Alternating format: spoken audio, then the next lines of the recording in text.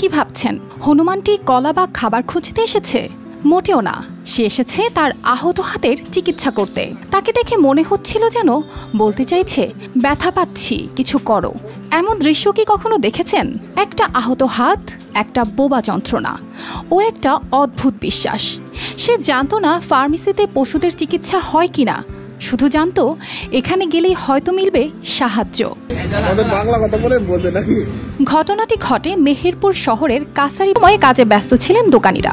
হঠাৎ করেই দোকানের ভেতরে ঢুকে পড়ে একটি পূর্ণবয়স্ক হনুমান। প্রথমে ভেবেছিলেন হয়তো ক্ষুধার্ত, তাই দ্রুত কলা ও পাউরুটি এগিয়ে দেন।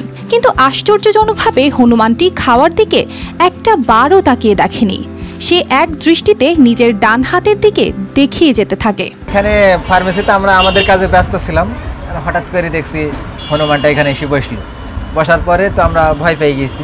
এটা তো আনসার্টেনলি বিষয়, যে কখনো কেউ কল্পনা করা যায় না। আর হনুমান তো দেখলে সাধারণত মানুষ আমরা ভয় পাই, এমনি ভয় দেখায়, তো ওরকম কোনো আচরণ না, একবার স্বাভাবিক। ওইখান থেকে আমি বলছি, বাবু সর এরকম একটা কথা বলছি, ও আবার আমার সামনে এসে বসলো। আমি তো আরও আতঙ্ক। তারপরে আমি বুঝতে পারলাম যে আসলে ওর যেটা প্রয়োজন সেটা ছাড়াও যাবে না। কাছ থেকে লক্ষ্য করতেই দেখা গেল হাতে গভীর এক ক্ষত। রক্ত জমাট বাঁধলেও যন্ত্রণা তাকে শান্তিতে থাকতে দিচ্ছিল না। আমি বললাম যে ই করো, সাব্বির ড্রেসিং করো, হয়েছি ভায়োডিন দিয়ে ড্রেসিং করি, ওটা হয়েছি গজ দিয়ে ব্যান্ডেজ করে দাও, যাতে ই না হয়, পরবর্তীতে জীবাণু না আসে। দোকানের মালিক হতবাক হয়ে যান হনুমানটির বুদ্ধিমত্তা দেখে, কিন্তু হতাশ করেননি প্রাণীটিকে। দ্রুত ব্যান্ডেজ আর ভায়োডিন নিয়ে ক্ষতস্থান পরিষ্কার করে দেন। অবাক করা বিষয়, চিকিৎসা পেতেই যেন স্বস্তির নিঃশ্বাস ফেলে হনুমানটি।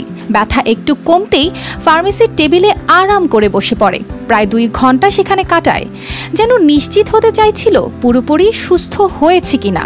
এরপর যেই না ব্যথা কিছুটা কমেছে, হনুমানটি নিজেই ধীরে ধীরে নেমে যায় টেবিল থেকে, এক পা করে বেরিয়ে যায় দোকান থেকে। হনুমানটি হচ্ছে আসলে আমাদের এখানে সাধারণ দোকানে না এসে ওষুধের দোকানে এসছে, এবং ওইখানে মানে তার জন্য একটা হেল্প চেয়েছে। সে হলো অসুস্থ ছিল, তাই যদি আমাদের এখানে আসতো তাহলে হয়তো অসুস্থ মানে খাবারের জন্য যদি আসতো তাহলে আমরা হয়তো খাবার টাবার দিতে পারতাম, কিন্তু আসলে তা না।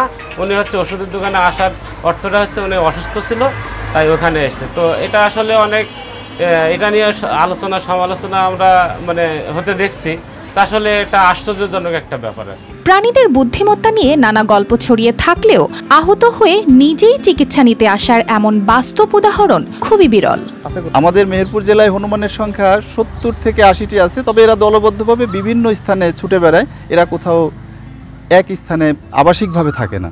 ক্ষতি করে আসলে হনুমান ফার্মেসিতে নিজে চিকিৎসা নিতে আসছে, এটা আসলে বিরল ঘটনা। তবে হনুমান বুদ্ধিবৃত্তি সম্পন্ন এবং তারা দলবদ্ধভাবে সবসময় চলে।